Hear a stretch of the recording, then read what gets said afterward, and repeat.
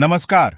आज के वीडियो कार्यक्रम में आपका स्वागत है। हालिया पारित डिजिटल व्यक्तिगत डेटा संरक्षण अधिनियम 2023, जिसे आम बोलचाल की भाषा में डेटा अधिनियम के रूप में जाना जाता है, ने भारत को डिजिटल दुनिया के एक नए युग में प्रवेश कराया है, जो डाटा के वैध उपयोग को स्वीकार करते हुए व्यक्तिगत डेटा को सुरक्षित रखने के महत्वपूर्ण प्रयास का प्रतीक है।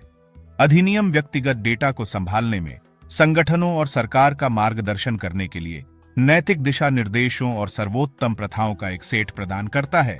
अधिनियम भारत के भीतर वस्तुओं, सेवाओं और व्यक्तियों से संबंधित डाटा संरक्षण के साथ भारतीय सीमाओं से परे व्यक्तिगत डेटा प्रोसेसिंग तक अपने अधिकार क्षेत्र का विस्तार करता है।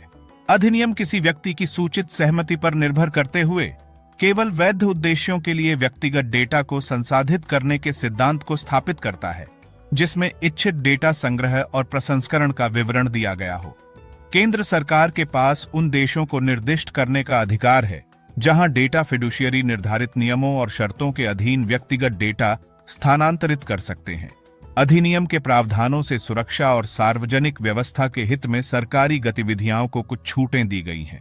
इसमें भारतीय डेटा संरक्षण बोर्ड की स्थापना महत्वपूर्ण है, जिसे अनुपालन निरीक्षण, जुर्माना लगाने, डेटा उल्लंघनों को संबोधित करने और शिकायतों का निवारण करने जैसे कार्य सौंपे गए हैं।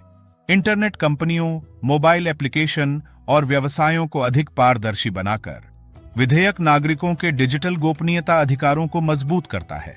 हालांकि राष्ट्रीय सुरक्षा, सार्वजनिक व्यवस्था और संप्रभुता जैसे कारणों से सरकार को सहमति के बिना व्यक्तिगत डेटा तक पहुंच प्रदान करना गंभीर गोपनीयता और नागरिक स्वतंत्रता संबंधी चिंताओं को जन्म देता है। डिजिटल क्षेत्र में लोकतांत्रिक प्रतिगमन की एक खतरनाक प्रवृत्ति आपराधिक प्रक्रिया पहचान अधिनियम 2022 और जन्म और मृत्यु पंजीकरण संशोधन अधिनियम 2023 जैसे कानूनों में प्रदर्शित होती है। इसका एक ज्वलंत उदाहरण आरोग्य सेतु ऐप है, जो एक महामारी से लड़ने वाले उपकरण से निगरानी के अधिदेश में बदल गया। व्यक्तिगत डेटा को सीमाओं के पार स्थानांतरित करने के बिल के प्रावधानों को स्पष्ट अनुमोदन तंत्र और मानदंडों की कमी के कारण आलोचना का सामना करना पड़ रहा है। अधिनियम के प्रावधान व्यक्तियों के लिए डेटा उल्लंघनों या दुरुपयोग से होने वाले नुकसान के लिए मुआवजे या निवारण की मांग करने के लिए एक मजबूत तंत्र स्थापित नहीं करते हैं। वैश्विक स्तर पर लगभग 70% देशों ने डेटा संरक्षण कानून बनाया है, जिसमें यूरोपीय संघ का सामान्य डेटा संरक्षण विनियमन मानक के रूप में स्थापित है। चीन और वियतनाम जैसे देशों ने डेटा ट्रांसफर नियमों को कड़ा किया है।